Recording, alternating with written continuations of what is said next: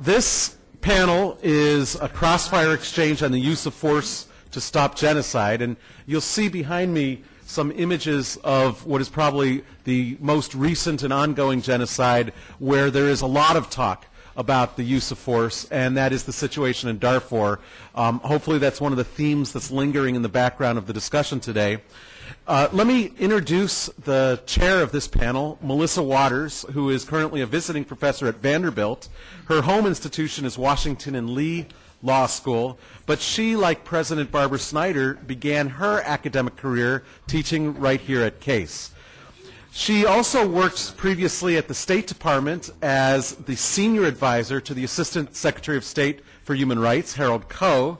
Her articles have been placed at some of the most prestigious law reviews in the world, Columbia, Georgetown, University of North Carolina, making her one of the rising stars of our academy. And it is our pleasure, Melissa, to have you back at Case. Thank you. Thank you. Thank you very much.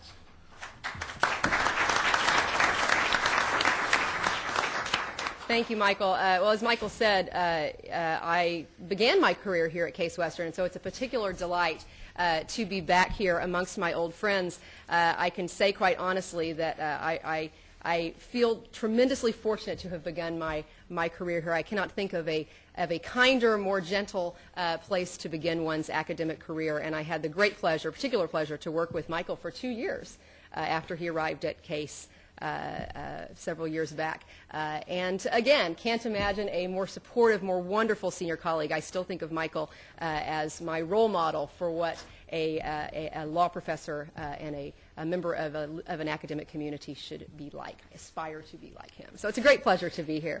And I'm particularly delighted to be the moderator of this panel, which I think really occupies sort of a unique space in this conference. Because it focuses not so much on issues of accountability, what do we do with perpetrators of genocide once we've managed to catch them, but instead on this question that I think has really sort of tantalized and frustrated the international community for decades now. What about the possibility of preventing genocide in the first place? Can we do that? How do we go about doing that? What are the possibilities and the limitations, in particular for using military force, right? Seems like such a simple proposition. Let's use military force and just stop these perpetrators of genocide in their tracks. Of course, it's not quite so easy. Throughout the 1990s, the doctrine of so-called humanitarian intervention, the use of military force to stop genocide and other forms of mass atrocity, was a major topic of debate among international lawyers and legal scholars. Bosnia, Rwanda, Somalia, Kosovo, Sierra Leone. What should we have done? Did we do enough? Could we have done more? When we did act, how effective were our actions? When we failed to act, why did we fail? With the arrival of the sort of post-September 11 war on terrorism, though, I think humanitarian intervention, the debate over humanitarian intervention, has become even more complex. Many observers, I think, expected humanitarian intervention to move away from center stage in the international community as the United States and other powerful nations around the world became much more interested in their own immediate security concerns. The past few years, though, I think have really witnessed renewed interest in the subject of the use of military intervention to stop genocide. The United Nations, and I think we'll talk about this on this panel, has begun to take very important steps to recognize what it now calls the responsibility to protect populations from genocide, and military interventions in the Democratic Republic of the Congo, in Liberia, in Cote d'Ivoire have been justified largely on humanitarian grounds. More controversially, of course, supporters of the war in Iraq recently have begun to contend that the invasion there might actually have been justified on grounds of humanitarian intervention. And, of course, we've already heard this morning, and I think will throughout the rest of the day, about the issue of Darfur. The international community has said, yeah, genocide is occurring there, but what have we done to stop it? Have we done enough? What more could be done? And should there be a role for heightened military intervention there? So our Crossfire Exchange today is going to address these issues. What has the international community learned over the past couple of decades about the possibilities and the limitations of the use of military force to prevent genocide? And how do we distinguish the situations where military intervention would be appropriate and effective from those where it's simply going to be futile. What's the role of international law here, and has the international community done enough to develop legal principles, international law rules regarding military intervention? And so to address these issues, we've got just a fabulous lineup of real experts on these issues. I think we're in for a real treat with this panel, as with all of the panels. So let me introduce them now. You've got their bios. I'm just going to hit the high points because otherwise we would be here all day. The first of our panelists is Roy Gedman, who is a journalist and currently foreign editor at McClatchy Newspaper's Washington Bureau. Prior to joining McClatchy, Roy had spent, I think, most of his career with Newsday, serving as Newsday's national security reporter in Washington, as the European bureau chief in Germany, and as Newsday's foreign editor in New York. And over the course of his career, as I'm sure you all know, Roy has won just about every major and minor award that they give to journalists, including, of course, in 1993, the Pulitzer Prize, well-deserved honor for his coverage of ethnic cleansing and death camps in Bosnia. He's also the author of several books, including A Witness to Genocide, based on his reporting in the Balkans, and Banana Diplomacy, I love that title, on U.S. policy toward Nicaragua during the Reagan administration. And if I'm not mistaken, he's also working on a forthcoming book chronicling the rise of Osama bin Laden. Yes, and last but not least, Crimes of War, which I think is with David Reef, which is a book dealing with what the public should know, right? So very much a book to try to get the word out on these important issues. And Roy, I think, is also the director of the Crimes of War Project, which brings together reporters and legal scholars to increase awareness on issues involving the laws of war. And then our next panelist, going in order here, is Paul Williams, who is the Rebecca Grazier Professor of Law and International Relations. He holds a joint appointment at American University in Washington, D.C., where he also directs the JDMA program in International Relations. Paul is the co-director, along with Michael Scharf, of the Public International Law and Policy Group, which we used to call PILPIG, until Paul decided that didn't sound so nice. So it's now PILPG, I think. PILPG is a nonprofit group that provides really just amazingly impressive pro bono legal assistance to developing countries and countries in transition who are involved in or emerging from conflict situations. And he and Michael and the co-directors at PLPG were nominated for the 2005 Nobel Peace Prize for their humanitarian work in contributing to the promotion of peace throughout the globe. Paul, through his work with PLPG, has served as a legal advisor to, among many others, the President of Bosnia on the implementation of the Dayton Peace Accords, the government of Kosovo on peace negotiations, and most recently as legal advisor to the chair of the Iraqi Constitution Drafting Committee. Next to him, we have Ambassador David Sheffer, the Mayor Brown, Rowe, and Ma, Robert A. Hellman, that's a mouthful, Professor of Law, and the Director of the Center for International Human Rights at Northwestern Law School. David served as the U.S. Ambassador at Large for War Crimes Issues during the Clinton administration, where I had the pleasure of working with him in his, with SWCI, as it was called. He led the U.S. delegation in UN talks to establish the International Criminal Court and is really just one of the world's foremost experts on the International Criminal Court. As ambassador, he also negotiated, coordinated U.S. support for the establishment of international criminal tribunals around the world, and also served during the first term of the Clinton administration as senior advisor and counsel to Madeleine Albright when she was the U.S. representative at the United Nations. And then finally, last but certainly not least, down at the end, we have Mike Newton, who is a professor at Vanderbilt School of Law, and I'm happy to say currently my colleague at Vanderbilt, where I'm visiting this semester. Mike came to Vanderbilt having served previously as an associate professor of law at the U.S. Military Academy at West Point, from which he also graduated. Prior to entering academia, he served as senior advisor to the United States Ambassador at Large for War Crimes Issues, or SWCI, during the Clinton administration, where he specialized in issues relating to the International Criminal Court and the Sierra Leone Special Court. And Mike is really one of the world's foremost experts on the Iraqi legal system. If you want to know anything about the Iraqi legal system, Mike is your man. In particular on issues of accountability in Iraq, having worked closely with Iraqi lawyers and judges on these issues since the year 2000. So really just a wonderful, wonderful panel. I think we're in for a real treat here. So let me just kick this off. This is a crossfire panel, of course, so we're going to just launch right into it. It strikes me that there are sort of three broad issues, three broad criticisms that might be made of the use of military intervention to stop genocide. First of all, what's the basis under international law? Is it permissible under international law, or do we have to resign ourselves to declaring that, well, it's illegal, but it's legal because it's morally justified?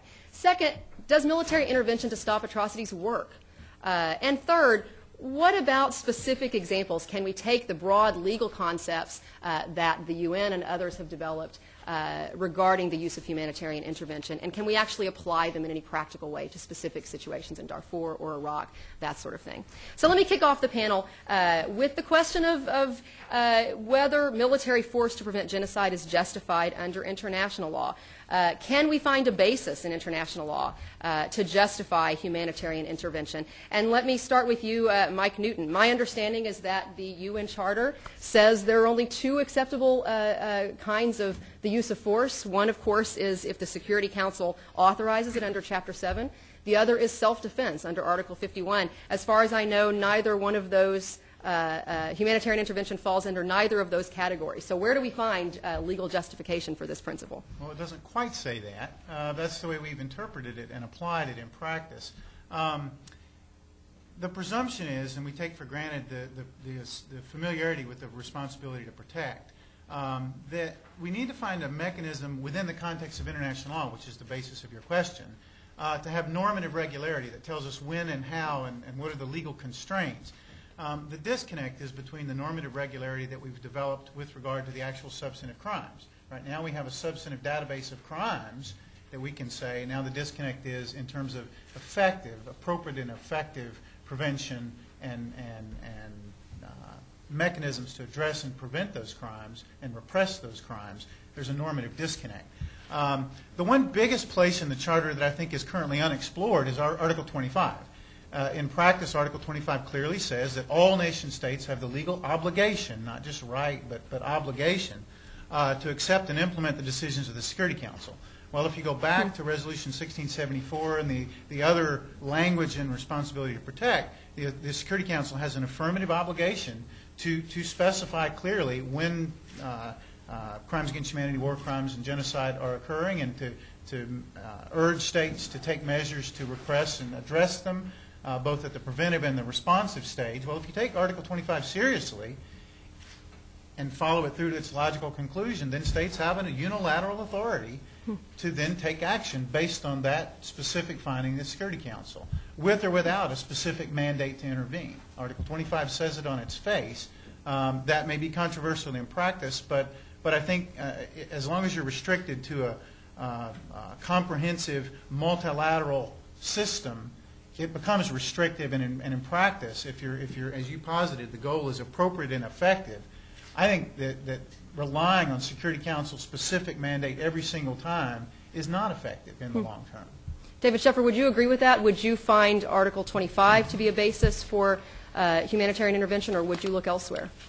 Well, it's a perilous argument, as much as I respect Mike's putting it forward, because it would tend, if you were to embrace Article 25 as your premise, you would in a sense be negating the significance and relevance of the whole Chapter 7 construct of collective security within the UN Charter, whereby actually following through with the Article 25 obligation is set forth in Chapter 7 on a procedural basis. How do you follow through with that? Well, you follow through pursuant to the procedures that are set forth in Chapter 7, which are essentially collective security procedures, although in Article 51 you have your right of unilateral self-defense, but then you still have to check back with the Security Council, report upon it, and the Security Council can check you on your act of self-defense if it wishes to, and you must comply then pursuant to the Charter with the Security Council's judgment. I would also, however, note that if we want to sort of try to think on the edge here as well, there is, we often talk in individual criminal responsibility issues and in human rights issues this notion of civil disobedience and accepting the consequences for it. Therefore, it is possible that at the state level, at the state responsibility level, decisions are made whereby, yes, you know that you're going to contravene the technical requirements of the law, the legal requirements of the law, because you're taking a gamble.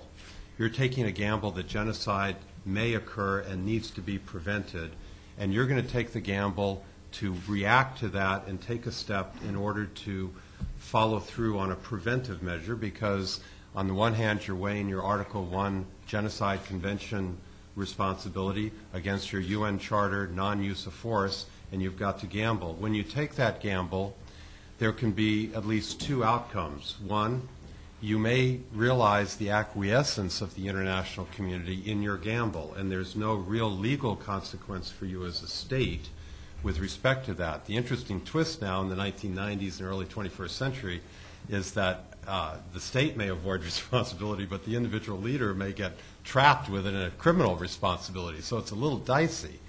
But the second thing is that you can also realize an ex post facto validation. In other words, not acquiescence, but rather somewhat similar to what we saw in Kosovo, where we had a situation, and even the Iraqi intervention of 2003, where the Security Council acts in the aftermath in such a way that you begin to at least validate the presence of the military forces on that territory. Whether that's right or wrong, I'm just saying that there's a technical procedural issue there of validation that may result. I just want to make one last point on this. Article 51, collective self-defense. I think that's greatly underused for this purpose of humanitarian intervention, of trying to prevent genocide, in the sense that I don't think governments imaginatively use it to say, I need to go in there. I don't really think I should go in unilaterally. Who can I talk to in the neighborhood that can request our assistance in order to develop a collective self-defense? Because genocide so often results in refugee flows. I think the outer edge of that argument is we don't explore enough the concept of collective self-defense of peoples. In other words, what if there's an appeal from a people, the refugees of Darfur, that we need the support of the international community to retake our territory? It's not a governmental request, it's a people's request. That's on the outer edge of international legal theory, but I think it's something we have to explore in this context. Paul Williams, I'm curious what you think about this last assertion that, well, collective self-defense, I'm very intrigued by it. Collective self-defense could mean, well, you look not at the sovereign nation, but beneath or underneath the sovereign nation, at the people themselves. Do you buy that, or is that undermining traditional notions of sovereignty too much? David says, well, it's at the outer edges of international law. Is this something that we should move a little closer into the inner edges of international law or not? Yeah, no, I think David's brief comments highlighted the fact that we're stuck in this conundrum of continually going back to the United Nations, the Security Council, traditional norms of sovereignty. We've got Darfur flashing behind us on the screen. What is the Security Council? What have UN institutions done on that issue? And in some of the later questions we'll talk about that. We have Burma. The Security Council has rallied its soul to basically ask the Burmese government to, kind of go gently on the monks. Yeah, for like a decade now. They raided the monasteries and beat them up and killed a few of them. Right. And I think that I would encourage David to not characterize, I actually agree with the way that David is going, but would encourage us as lawyers and as journalists and as advocates not to put these other alternatives out on the fringe in the same way that we've embraced this responsibility to protect, which essentially lacks a legal basis, and I'll talk about that in one of the subsequent questions. I think we need to be much more creative and much more aggressive in finding moral bases, legal bases, justifications for intervention, be it military intervention, be it judicial intervention, be it other types of interventions, because we are faced with a constant wall of accommodation and appeasement, which is deeply entrenched. And we're seeing that now with the Save Darfur crowd. We all walked across the chalk written this morning on the patio that says, divest now. In my office at the law school, I have one of those little red ribbons that my wife gave me on our first date to divest from South Africa. And it was amazing how the entrenched interests were apartheid, well, it's not that bad, and oh, divesting from South Africa is not a good thing. And now South Africa is the model case study for transitional norms of justice, post-conflict societies, all of these things. And you're going to see that with Darfur. You're going to be amazed at the response that you get and why, well, you really can't divest from companies involved in Darfur. You know, the genocide's over, so why should we be bothering focusing on that now? Well, let me ask you a follow-up question on that. You wanted me to be controversial. So I did. I'm glad that you are being. But let me just ask you. You know, so you say, well, you know, I think we need to think more aggressively about not only. So I hear you saying two things: more aggressively about being willing to use military action. I don't know if I'm putting words in your mouth, but I think that's what you're saying. I'll go ahead. But also more aggressively about finding legal justifications for that. And David, I think that's what you're saying as well. Let's really try to find these legal justifications. But it strikes me that we can't even decide what the proper terminology is. So, for example, you know, I didn't, as I was preparing for this, I didn't know whether to talk about humanitarian intervention or about responsibility to protect, because I'm told that the term humanitarian intervention has become quite passé around the United Nations these days. Paul, can you tell us what's the distinction between humanitarian intervention, responsibility to protect, and what's the significance of the different use of these terms in the United Nations? I think to even take your question a step back, I think that if you look at the history of how we evolved from humanitarian intervention to responsibility to protect, it lays bare a number of concerns that we're facing as we try to grapple with constructing a new norm of intervention. And quite frankly, the ability to construct this new norm has been hampered by the very aggressive efforts of member states of the United Nations, U.S. government officials and others, to erode that moral imperative to use force to stop the early genocide in Bosnia and the subsequent crimes against humanity in Kosovo. You know, back in the Bosnian days, and Roy knows this very well, there was ample, clear authority in the UN Security Council to take action to stop what was happening in Bosnia. This was met by a very aggressive effort by Warren Christopher in the U.S. Department of State, by the Secretary General of the UN, to erode that moral imperative, to obfuscate the legal ability to actually engage in humanitarian intervention, to define self-defense as self-defense of the peacekeepers, but not self-defense of the safe havens and enclaves, hence Srebrenica, hence genocide in Bosnia. You fast forward to Kosovo. Despite a fairly clear legal basis for humanitarian intervention in Kosovo, the Office of the Legal Advisor, the State Department, refused to give a legal justification to the U.S. government for engaging in humanitarian intervention. You've now had a shift, and then you had the Europeans, our European allies. Well, it's not legal, but it's legitimate. It doesn't really work as a legal basis for future humanitarian interventions. So with this tension between sort of the norm of human security and the more traditional norms of sovereignty, they shifted to this responsibility to protect. Well, humanitarian intervention, since the final word is not legal but legitimate, let's shift to something new called the responsibility to protect, which is essentially that there's an inherent duty in state sovereignty to safeguard the lives of civilians. And if a state is unable or unwilling to do that with UN blessing or UN authorization, the international community or members of the international community can take action, such as use the force. Well, now the problem here is the rationale has morphed from humanitarian intervention to one of responsibility to protect, and you've transformed this debate from one about a responsibility to intervene to sort of a duty inherent in sovereignty, but you haven't established a new legal basis. They've oddly enough grafted on the old justification of a just war approach for responsibility to protect as opposed to a clear legal basis. So you're shifting into a political and moral basis. And interestingly, just as the just war approach placed the right authority with the Pope, you have those who are arguing for responsibility to protect, placing that right authority with the UN. And quite frankly, I think misplacing it with the UN and thereby handicapping it at the very early stage and limiting its ability to actually promote the norm of human security. So you're skeptical of this shift to responsibility to protect?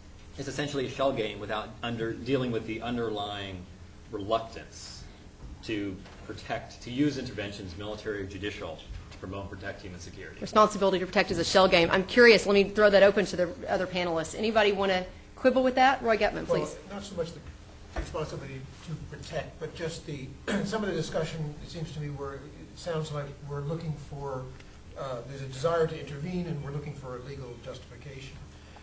It seems to me one might try to do, work from the law that exist, and I'm of course not a lawyer, but I recognize there's international humanitarian law, which is a fairly, it's a more and more developed body as time goes on, as well as the law of nations, which is incorporated in the UN Charter. It seems to me that the IHL itself gives you both definitions of what crimes are and obligations to stop them. The law of nations does not, because it's much more, a kind of a procedure of when you use force. And I'm not quite sure, maybe somebody can define for me, which is the superior body of law. How does each body define the other body and where it stands? I'm not sure that they do at all. And I recall during the Kosovo debate that these two seem to be up, eyeball to eyeball, and it's a question of who would be the superior, under which body of law would the U.S. and other countries intervene. And I think they went for IHL in that particular case. And it seems to me that IHL gives you a lot to go on, and you could just start with it. And if there are crimes of a systematic and widespread nature that they constitute crimes against humanity, why not use that as the definition of an obligation at that point to act? And then you have to find some way under the law of nations. But start with IHL, which has got an awful lot of valuable content. Well, I mean, yeah. The UN Charter in itself, and this is often forgotten. We talk about, as Paul pointed out, the right to protect as a new principle, which in some sense it is in terms of its formal adoption and formal development and substantive content. We can talk about it today in a way that we couldn't 2 or 3 years ago because we know what we're talking about, right? We've got the World Summit, we've got the UN Security Council resolutions, et cetera, et cetera. But the UN Charter itself is not a values-neutral document, right? It clearly elevated sovereign concerns, the principle of respect for sovereignty and territoriality, but it also, if you read it, has a very, very deep strand of concern for the human dimension, which over time became frustrated by the pragmatic realities of dealing with the constraining effects of the politics inside the UN. And to that extent, I think Paul is right. If you take responsibility to protect and you say, well, we've achieved something because we've now recognized and revalidated the human dimension as opposed to the pure concern over sovereignty, great, we've achieved something. If you just leave it there and say, okay, the paralyzing, constraining of force of and here I disagree with Dave, if we say the only way we can do this is in a collective sense, what we've really said is we share the moral concern that we shared in Rwanda. We share the moral human concern and the human dimension, and yet we've put ourselves into a legal box where we're entirely constrained on a whole range of resources so that unilaterally states can do really very limited things unilaterally, but in the ultimate steps of what really works in a particular context to prevent and repress. If we're serious about saying prevent and repress, you've got to tinker with the UN mechanism. Mm-hmm. And to the extent that we don't, Paul's right, it's just a shell game. We've changed terminology. But I think there's a misunderstanding here. And it's exactly why I talked about acquiescence and ex post facto validation. You can act unilaterally to advance the principle of responsibility to protect and to respond to mass assaults on civilian populations who are subject either in real time or the real threat, imminent threat of atrocity crimes. But then the issue, I think, from a lawyer's point of view is when you do so, will you then be able to fall into any conventional framework of justification for the use of force? And what I'm suggesting is, from a pragmatic point of view, if the result is that there's acquiescence in what the state has done unilaterally or collectively, or there's an ex post facto validation of what that state has done, then you probably shield yourself from the worst consequences of an illegal action, and history will bear out the truth and justice of what you have done. I think the difficulty we all have, although I don't know, maybe Paul would just charge ahead, is can we create any legal framework within which when you take that gamble, you are taking it, even unilaterally, with full justification and legality in taking the gamble, because you don't necessarily know what will happen next week or 2 weeks from now on the ground, and whether it will rise to the level of a requirement for sustained intervention militarily, which brings me back to the other options, which is that you always keep on the table your economic options, your judicial options, your political options, et cetera, in the whole basket of responsibility to protect tools. It strikes me as I hear you talking about this that particularly with Mike's comments, that in a sense it's a question of just how flexibly do we interpret the UN Charter here. It strikes me as being somewhat analogous to, you know, the ongoing fight between Justice Breyer and Justice Scalia about a living constitution or not a living constitution. Do we have a living UN Charter or not?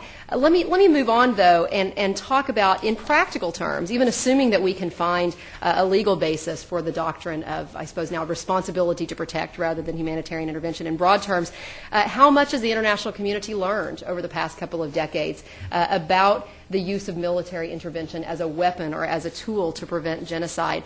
Does it work? And more specifically, in what context does it work? And in what context is it doomed to failure? And Roy Gedman, let me bring you in here.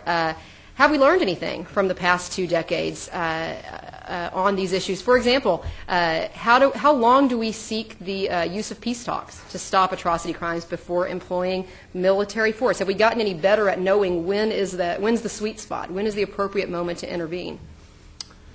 Well, I'd like to come back to just the thesis I was propounding earlier about just the importance of understanding humanitarian law as a starting point to understand when peace talks work and when they do not. Mm-hmm. It seems to me that the first thing, and I have a slightly journalistic prejudice here, but I think that people will agree that what matters most in terms of public opinion and eventually governments is what is actually happening. What are the facts on the ground? And if there's a determination that there are crimes against humanity, going on that could lead to genocide, or that may be the precursor of it, or systematic war crimes, which is another branch of the same kind of attitude of willingness to violate law. That first of all, we need to know what those facts are and whether there really is a pattern and whether it's extensive. Then the second action that governments must take basically is to determine, and this really probably has to happen at the Security Council level, how to protect the population which has been targeted. There are many different ways to do this. You know, as David was just mentioning, you could have sanctions, you could have judicial measures, but you may very well have to use force or somehow allow force to be used to protect that population. And it should be used at the lowest possible level that's feasible. And it might be arming those who are being attacked, or allowing those people to be armed in the first place so they can protect themselves rather than going to an intervention. It seems to me that peace talks in a context like this, and I go back to the Bosnian one, which is maybe one of the most egregious uses of peace talks, it sometimes is a camouflage. It's a cover for doing nothing, for pretending that you are acting, for explaining to your public we are really active, and certainly the UN itself as a body, and the major powers in the course of 4 years in the 1990s were using peace talks as a cover.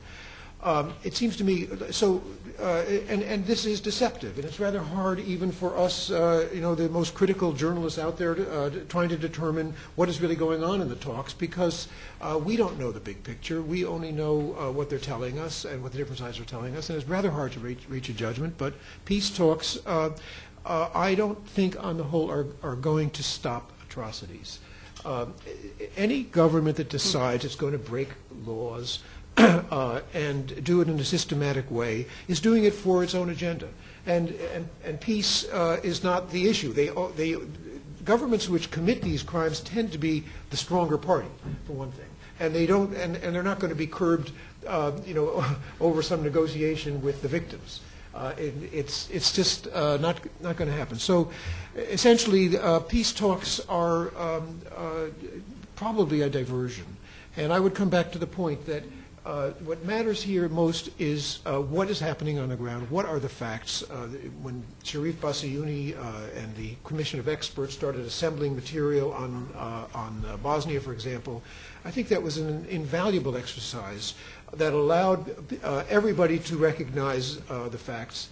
And then what you do about it is a second question. But peace talks hardly likely to succeed. Interesting. So peace talks are a diversion that at best, if I'm not putting words in your mouth, at best allow genocide or don't do much to prevent genocide from occurring, and at worst actually provide cover for to allow the genocidal maniacs to continue killing people. Paul Williams, do you agree with that? Well, you would encourage us to have a crossfire panel and disagree with our colleagues. But since I don't disagree with anything Roy said, I'll disagree with you. Please do. Even better. Your question starts with the presumption that you should have peace talks, and that at some point, if they're not working or not playing out, you may want to switch over to humanitarian intervention. And I would like to put on the table the possible argument, like Roy has, that sometimes you simply should not have peace talks. In some instances, there is no such thing as getting to yes with war criminals. And you have to engage in some type of humanitarian intervention, be it David's list of economic intervention, and then intervention along the lines of accountability, and then maybe limited and targeted military intervention, and maybe sort of more aggressive of military intervention. If you look at sort of the road to genocide in Bosnia, it really is littered with the tombstones of nearly a dozen peace agreements. The EU Troika team that was sent down, the Briani Agreement, the London Principles, the Geneva Accords, the Vance-Owen Proposal, all of these agreements that led to Srebrenica and the other elements of instances of genocide before you finally got to the Dayton negotiations, which occurred after the military intervention. And the same with Rambouillet. Rambouillet was signed here, Kosovars, so we can then have a humanitarian military intervention against Serbia and bring them to the real peace talks.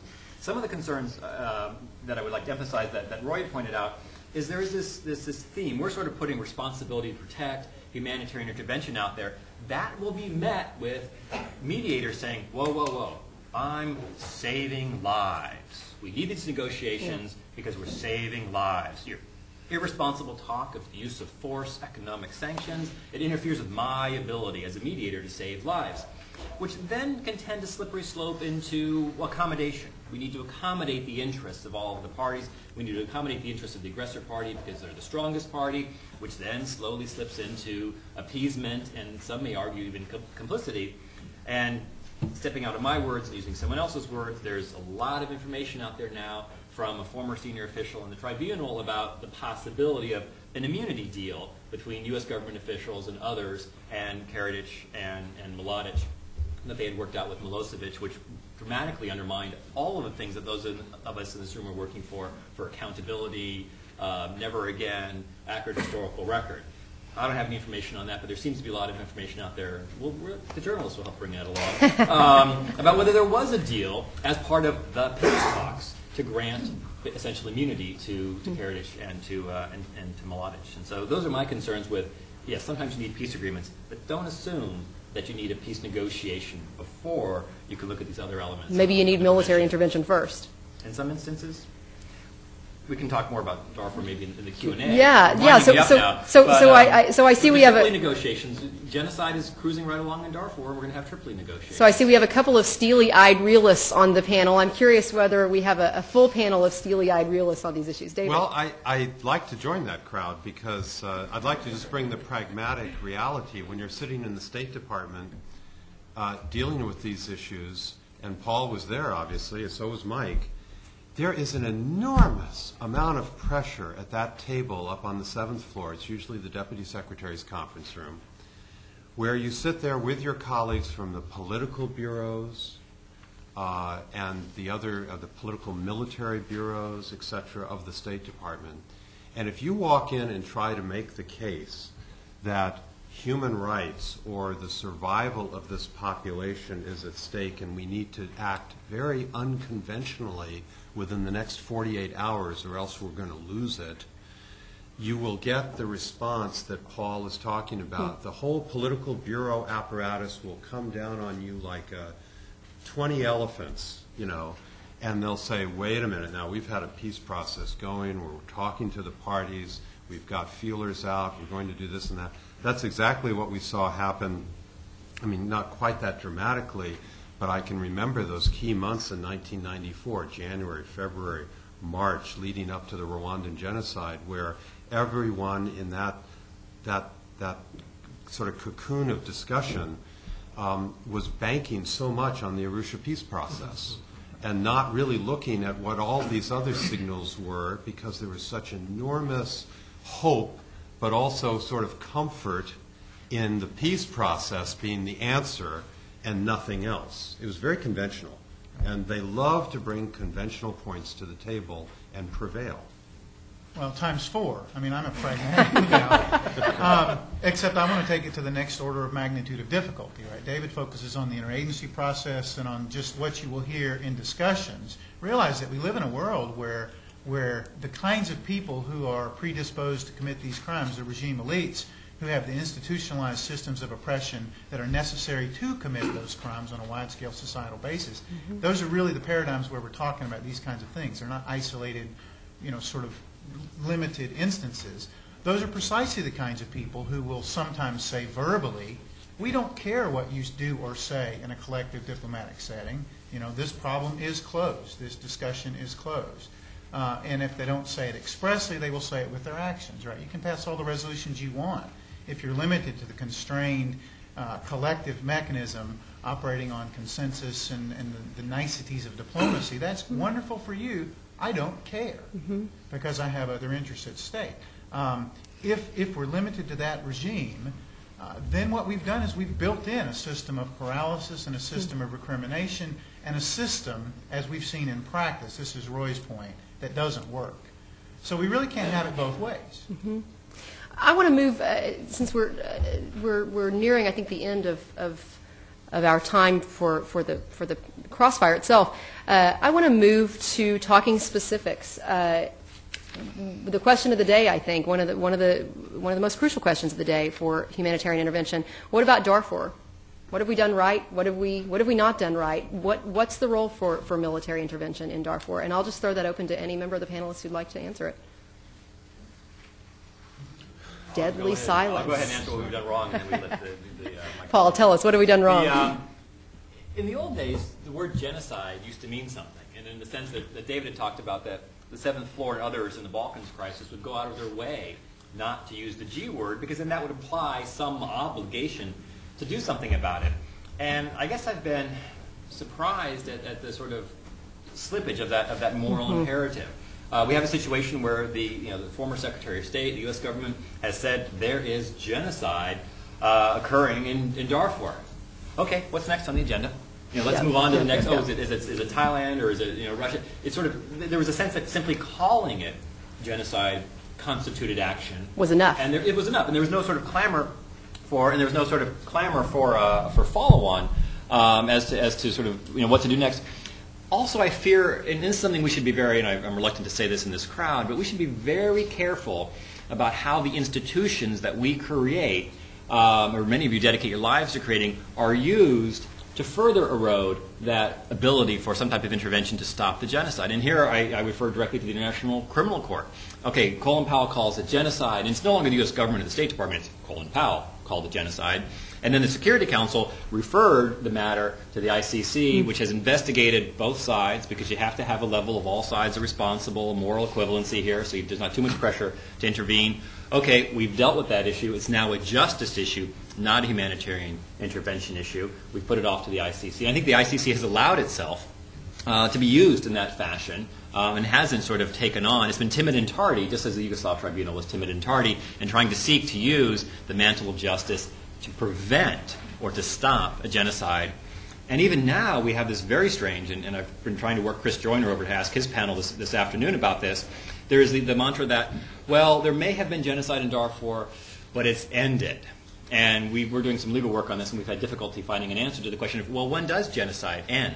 And it's very easy for unnamed Western diplomats to say, well, the genocide in Darfur has ended, so now all these obligations, be they moral or from the Genocide Convention, have lapsed, and we can flip into the Tripoli negotiations and just sort out the post-conflict transition. So I think that we haven't really used these mechanisms we've been busy creating to actually try to stop or prevent the further genocide in Darfur. But if the crimes were committed, and we know approximately what they are, and we have no doubt that they were systematic and widespread, then it seems to me something should be done about those crimes, and wherever, at whatever instance.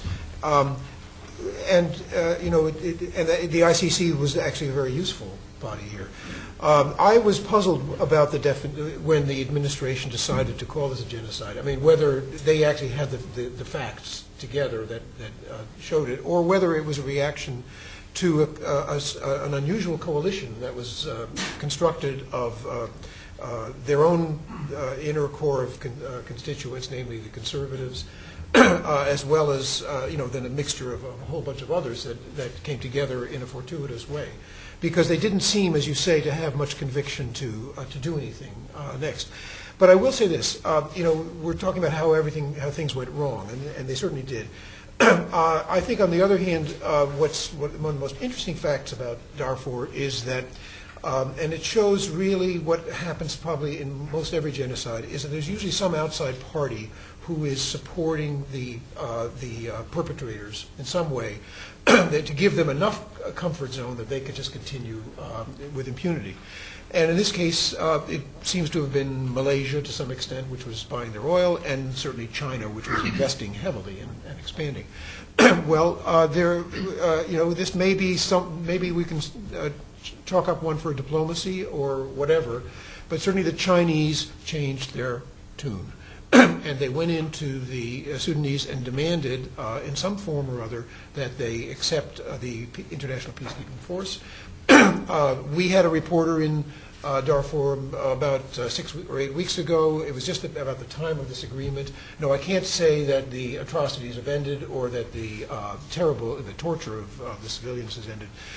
But there was somehow a change. There was some change was in the air, and let's hope it comes about. But I do think that this is one of those rare cases where diplomacy also may have helped. Well, David Sheffer earlier mentioned that states who choose to intervene militarily do so at their own peril and sometimes incur the wrath of the international community. In doing that, I'm going to exercise the prerogative of the chair and run the risk of incurring the wrath of Michael Scharf, who I know hates it when panels run long. But I have to ask one final question of the panelists, which I'm very intrigued by. What about Iraq? What sort of impact do you think the Iraq War has had on the doctrine of military intervention to stop mass atrocities? What sort of lasting impact will it have, if any? David Sheffer. Well, I'd like to say that I do think it's had a devastating impact on the ability to move forward and advance with the responsibility to protect principle. Absolutely devastating. You know,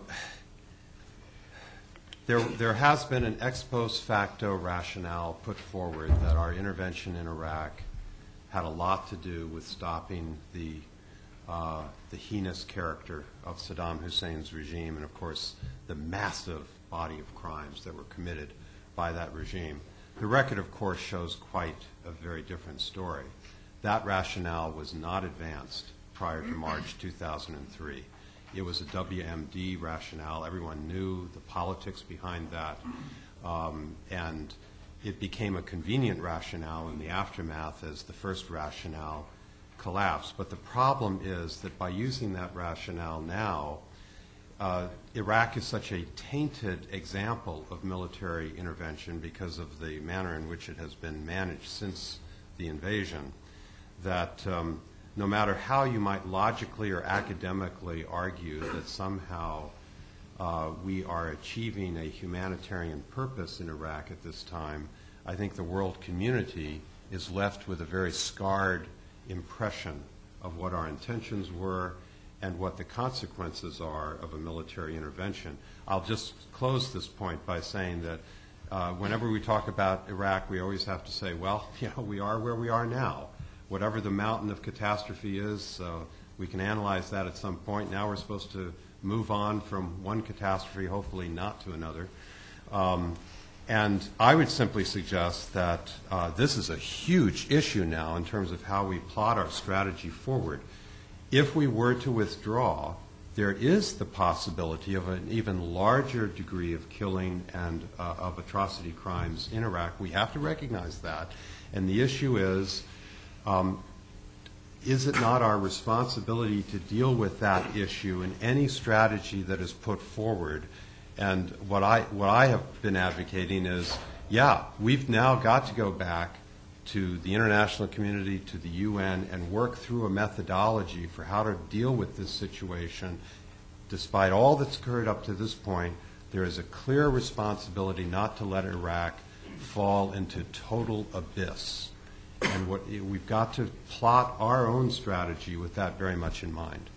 Well, Mike, you get the last brief word. okay, undercutting the spirit of crossfire. I agree with David, but for a different reason.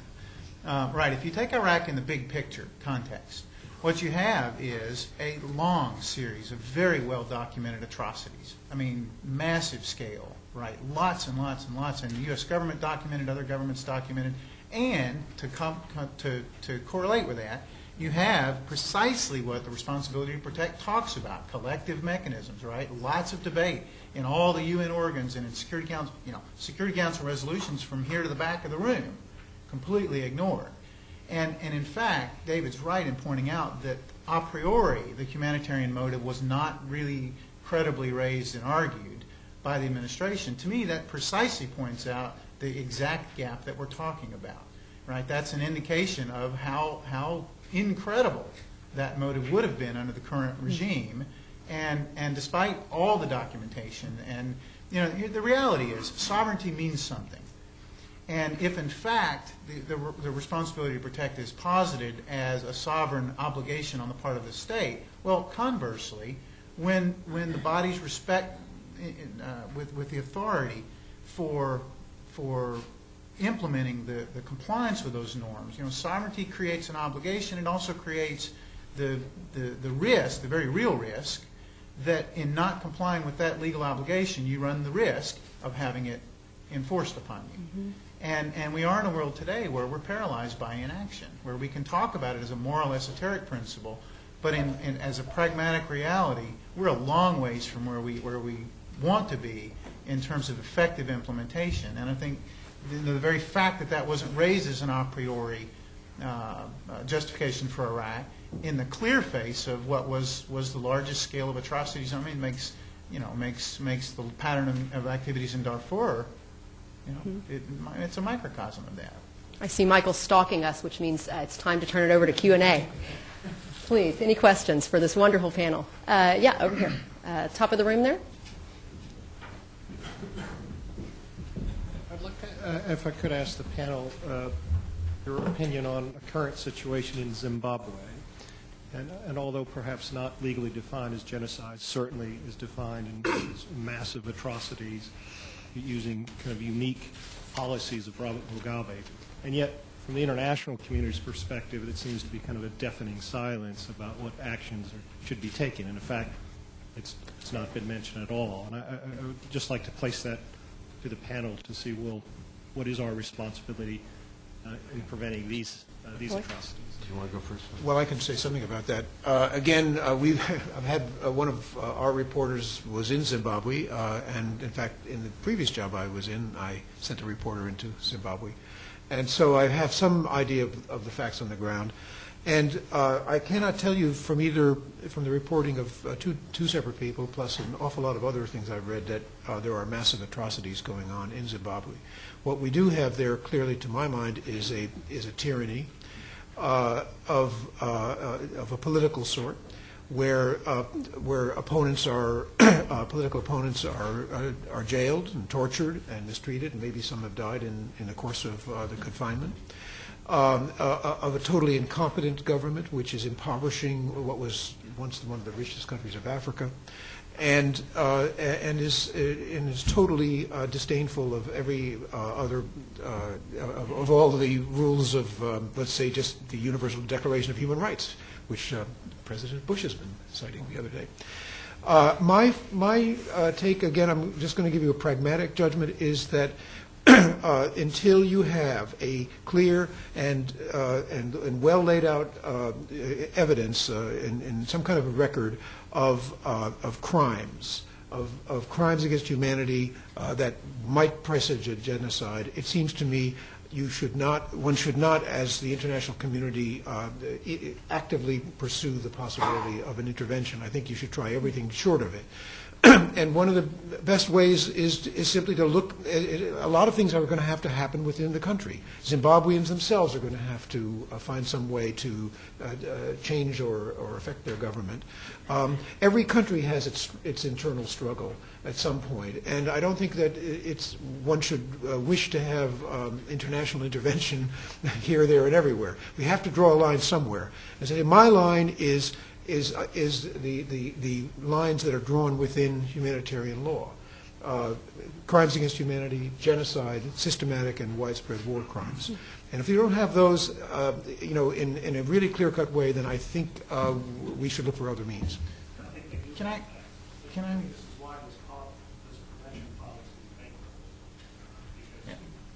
To say that we don't have those types of crimes, short of genocide, being committed in Zimbabwe, I think is an excuse for the international community to continue to permit Robert Mugabe and his government on committing these crimes, and they are crimes. Can I make a really brief sort of observation that I think needs to be explicit that Mark just captured, which is that if you really look at the responsibility to protect doctrine and you really talk larger, there is one evolution that's really important, right? The whole debate advanced beyond just the narrow concept of humanitarian intervention to this much broader concept of responsibility to protect, which involves a whole range of a priori mechanisms for preventing and repressing and identifying and informing and generating response and building judicial mechanisms and a whole huge range of identification mechanisms that can be done on a bilateral and multilateral basis, separate and apart, all of which has to happen at the prevention stage, right? You're not talking about let's let the situation develop into a crisis and then try to figure out how to solve it in remediation. The whole concept is that there is a fundamental human dignity that obligates states to work together through this whole other large, very large range of proactive, preventive responses. To the extent that we allow this whole debate to be just focused on humanitarian intervention, we create paralysis. And just to amplify that very briefly, the reality is we just have not done enough on Zimbabwe. You're absolutely right, Mark. I mean, the international community sort of stands partly in shame now when confronted with Zimbabwe. I would just say that with respect to, from a legal perspective, I do think that what has occurred in Zimbabwe fits within the responsibility to protect paradigm. It does do so. And I think if you look at it very, very closely, you can probably categorize a lot of what has occurred within Zimbabwe as a crime against humanity. So you can build your legal case. Within R2P, you could even go so far as a Security Council action under the outcome statement in 2005. The question is, would it then also legitimize a unilateral military operation? I guess at this stage, I'd want to explore everything Mike has just said, everything Roy has just said. I don't know if we're ready for that unilateral military step with respect to Zimbabwe. That's where the line is probably drawn. Other questions? Over here, sir. Nicholas Stewart, I get my chance from down there this afternoon, but since the chairman of my session asked a question just now, I feel more comfortable I would follow his lead. It was a comment by Professor Williams. You referred to the tardiness and timidity of the International Criminal Court. I'm just wondering whether that comment might not underestimate the time it does in fact take to investigate and get to the point where you can actually have an indictment. And secondly, whether it doesn't rather gloss over the fact that at that point all you've got is an indictment. You don't have any judicial decision, leaving aside the question of how far a judicial decision is really the governing point in the decisions that you were considering. Yeah.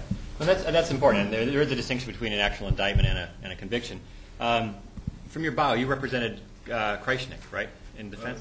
Correct. Yes, he's my favorite example of timid and tardy, so I'm glad you asked this question. The story that the story that I like to tell, and I do. There's some nuances in this, but the story I like to tell is that 3 of the 4 individuals who signed the Dayton Peace Accords, and I believe Pryshnik signed as well, were subsequently indicted or convicted, or in the case of Tudjman, we would have indicted him, but he died, according to the prosecutor. Pryshnik, who was subsequently, despite your best efforts, convicted of genocide. Sorry, microphone. No. Give him the microphone. As I introduced this afternoon, no, he was not convicted of genocide. He I want to wasn't. make that perfectly clean straight off. A bit more of explanation than that this afternoon. But I was just as a kind of introduction, I was very amused by your comment about getting to yes in relation to war criminals, just because Mr. Kreisnick was always known as Mr. No, wasn't he? Yes, he was. He was. I was getting to know. But he did, after signing the Dayton Peace Agreement, was elected as one of the presidents of the rotating presidency of Bosnia, and served for his full 2-year term as one of the presidents of Bosnia, doing his part to, in his way, implement the Dayton Peace Accords before he was subsequently indicted and then arrested and then tried.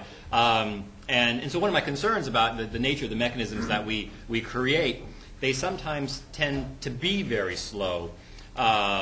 For maybe legitimate reasons, or for logistical reasons, or for reasons that my 2 colleagues here to the right are very familiar with, in the Milosevic situation, I'm trying to bait them into this debate here, are simply slow to exercise their judicial prerogative to indict and then prosecute. And you had this with Goldstone. He was very proud of the fact that he indicted Karadzic and Mladic prior to Dayton, and thereby, and he'll say this, kept them from the Dayton negotiations, which always leads to the second question of, and so why didn't you indict Milosevic? And then he has a number of answers as to why he was unable to do that, because didn't have the evidence and the legal case they were pulling together. But I'm hoping I've enticed my 2 colleagues here to tell some stories about the Milosevic indictment during the Kosovo air campaign. Unfortunately, with very little time left, I'm sorry to say. But we do have one last question. This is actually from our overflow room, so we're delighted to get a question. We haven't forgotten about you guys in the overflow room. And it is this, for any member of the panelists who'd like to take it, any member of the panel. Would you say that racism is a potential precursor to genocide? If not, what is? Big question. What do you think? I don't know that I could address that specifically, because I think racism does exist in so many societies, maybe in most societies in some form, until they come to terms with it, as we did in the United States through the civil rights era. And we haven't completely finished it, so I'm not sure that necessarily follows. I think that the precursors for a genocide are a general attitude toward minorities, that they are not just minorities, but they are inferiors. You have the hate speech that you can find in the media of superior powers, or elites who decide, to basically turn people into pariahs, or whole groups into pariahs. I think when you see, and I can just witness this from the series of Balkan Wars, the first signs that we all missed, but that were there occurred in the first of the series of wars, or maybe certainly the second, in the Croatian War, where you could see that the Yugoslav army and militias that it was supporting essentially were out there committing a variety of war crimes under any definition that was very widespread. I just remember that the bombing of the hospitals throughout Croatia, the deliberate destruction of hospitals which were not being used for any military purpose except for caring for the wounded. And you had a pattern of that, which I certainly missed, and I think maybe even the ICRC did. Never made a point of it, but it was a first sign that they were testing the system, and the system let them get away with it. Let me add one thing, two sentences, Judge. You can take any ism, racism, sexism, extreme religious extremism, those are in many cases a precursor. But to me, it's the virulent nationalism, to use the phrase from the World War II era, that serves as the method of transmission. That's a real big early indicator. When you're able to use nationalism to create a we-they sort of a syndrome, you're creating your target population. That's the precursor that then leads to a whole other series of identifiable factors. I'd ask you to help me thank our panelists for this superb panel.